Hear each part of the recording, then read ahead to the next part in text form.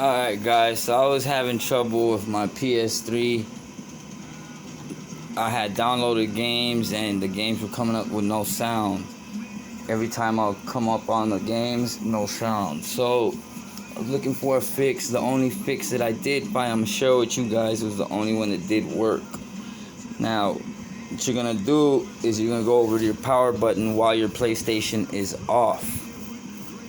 Hold it down until you hear 2 beeps. Let go.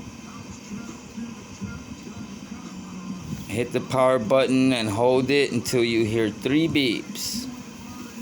After you hear the 3 beeps, let go of the button and hit the power button once again until you hear 3 more beeps. Let go. Repower your PlayStation on, and when you boot up, instead of going to like restore system or anything like that, just hit restart system.